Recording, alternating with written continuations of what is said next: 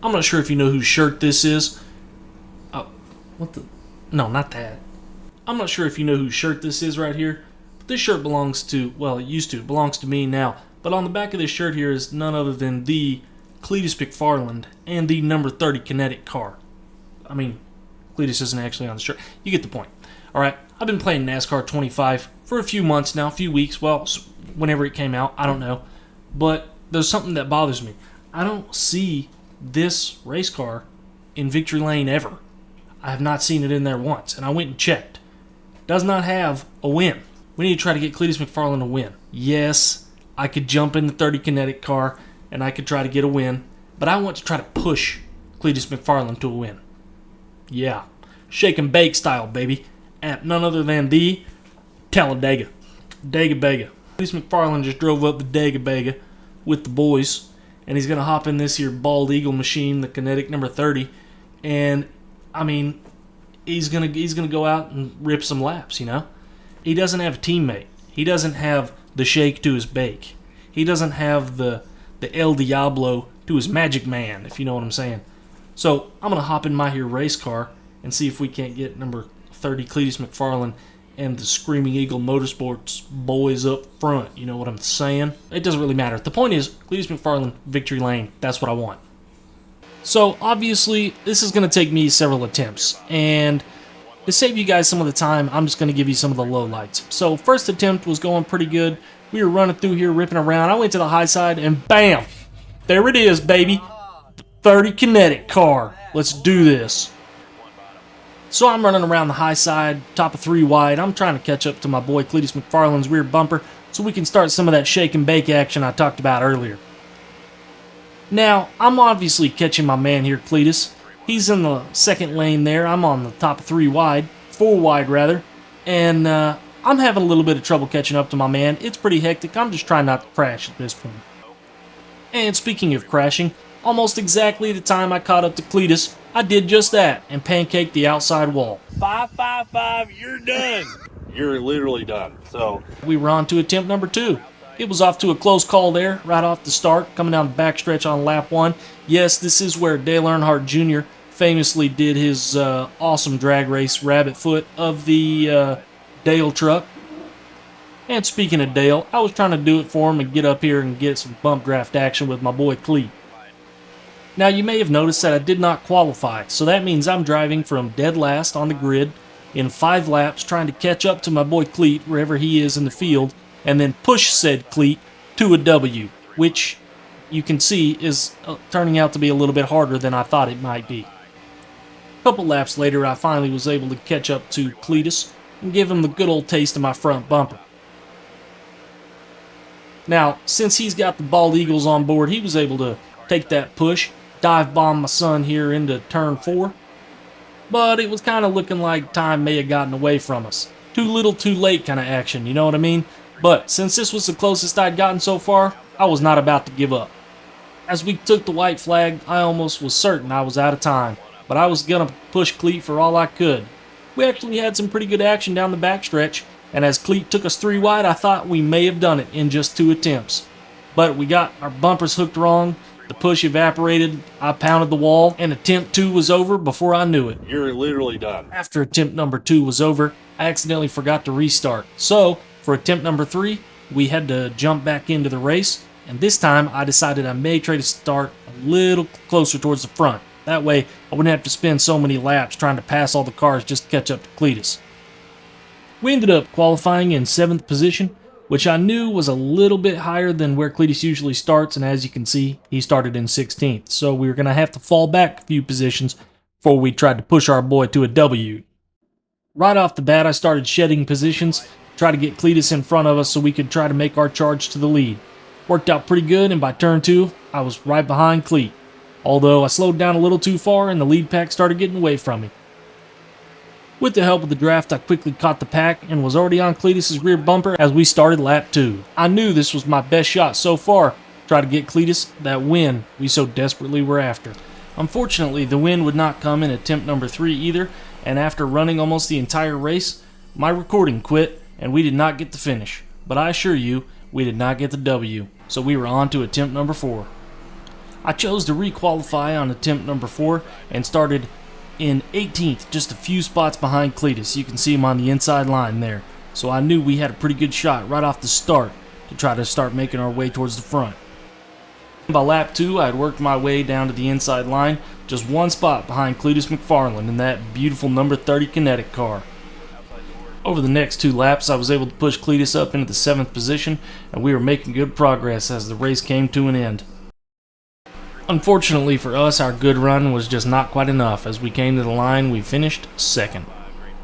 2nd place is pretty good, but when victory is your goal, I did. I suppose it's a bit like kissing your sister. You really you want to try and win the game, but so I guess we weren't able to celebrate a win, but at least this guy was. If ever there was a dude who deserved to celebrate, it's somebody that looks like Andy Jankowiak, who gave us possibly the greatest NASCAR quote of all time. I'm just gonna put my foot on the floor and I'm not lifting till I see God or a checkered flag. My man. Sounds good. Not only is that a great quote, it's great advice as well, and that's exactly what I did in the next attempt. Metaphorically speaking, of course, because I have to drive the pedal with my hand. With my hand firmly to the floor, I did everything I could to get behind Cletus McFarland as quickly as possible. I was able to make that happen down the backstretch, and we quickly found ourselves nose to tail. Unfortunately, that didn't last very long, and we quickly got separated. And then a few laps later, One bottom. Clear inside. Car outside. 555, you're done. You're literally done. So Car outside. our next attempt actually went pretty well. But after 5 laps, we were still not in the lead. We came to the line, 5th and 6th. After this many attempts, I decided to give up. No, we immediately jumped right back in and gave it another shot. But as you can tell, it was not going very well. So this gave me an idea. What if I went backwards and, caused... Just kidding. You can't intentionally drive backwards and crash the entire field because you are a genius and forgot to turn off yellow flags. Due to my frustration, I may have accidentally caused a early caution. But don't worry, I learned from it and immediately caused another one. As you can see, the frustration was starting to set in, and I had to take a minute to recollect myself, to remind myself of the hell yeah brother, of the bald eagles, of the American patriotism that we is and would be the first Cletus McFarland W, brother. After channeling my inner Hulk Hogan, I was feeling more pumped than ever, so I loaded it up into attempt number 9, and buddy, I'm feeling good about this one. How about now? How about now? Hell yeah, brother. You're on the Cletus McFarland YouTube channel. Let's roll. I had tried multiple things. I had tried starting in the back. I had tried using a strategy. I tried having no strategy and just racing as hard as I could. I tried passing as many cars early as I could. I tried waiting till the last lap. There was almost no perfect strategy to making this happen. But, as usual when it comes to Cletus McFarland, it all just kind of fell into place. Coming off at turn 4, we were already making progress, bouncing off cars, passing them left and right, 4, 3 wide, 5 wide, didn't matter. What mattered was we were on Cletus's bumper and we were headed to the front. I pushed Cletus for the next half a lap, and my plan was to stay on his bumper. But, car on the outside turned us into the outside wall. We had heavy impact damage early. It was looking like this may be the end of this run as well. Unbelievable! McQueen is fading! McQueen is fading! As I waited for a caution and bounced off the wall a few more times, it dawned on me I had tried almost everything except for splitting up the lead pack, so I decided to come to pit road. Although, I forgot, on this game you have to tell your pit crew when you're coming to pit road, so all I really did was self-impose a pass-through penalty like an idiot. After serving my entirely self-imposed penalty, I rejoined the track. No caution had come out, which meant the odds of the field being... which meant that the field was most likely broken up into several small packs. I looked down at the mini-map, and look at that. That is exactly what happened. It was then that I was reminded of one of the stupidest and also greatest and memorable motorsports moments from my childhood. Yes, that moment. Kevin LePage. David Rudiman right here, but they ran up on a slower car. Wow. What? Blowski, watch again.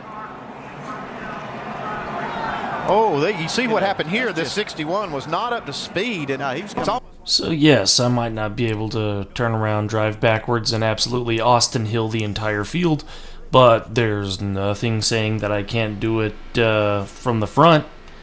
So this became my plan, to let off the gas and drive slowly, wait for the field to come around to lap me. Hopefully Cletus is in the little front group there. I crash the guys, or at least slow them down a little bit. Cletus takes the lead, wins the race. However, I had to time this perfectly, because if I slow down too much, the field's going to blow right by me. If I don't slow down enough, I'm going to not have enough time with the remaining laps to take out the lead guys and hopefully get Cletus slingshot up through there to the lead. As I started lap 4, I put the hammer down, looked in my rearview mirror, and the field was quickly approaching me. I had almost timed it perfectly, and it looked like the number 30 kinetic car just so happened to be in the lead. Guess who? I knew I was only going to get one shot at this, so I tried not to screw it up, but I accidentally made contact with Cletus. A few cars made it by me, but now all I had to do was bring out the caution. He was in the lead.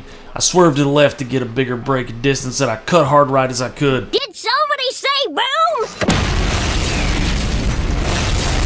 The 70 crashes hard, collects 5 or 6 cars at the front though. Ladies and gentlemen, I'm down here in victory lane with Cletus McFarland! He did it. You guys ready? What do you have to say to your fans?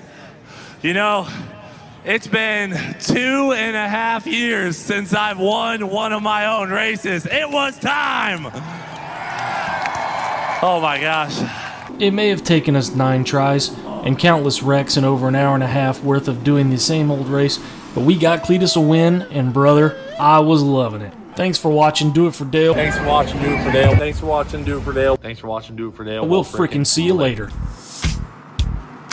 That's letting the bald eagles rip, I tell you what. Wow! I thought we were done for. Out here, got a trophy. Oh! Clean. Clean.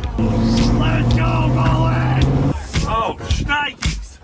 Oh, she's hotter than a titty on a butt cheek. No way! Hell yeah! Yeah! Hell yeah! Hell yeah! Oh, let's go! Let's roll.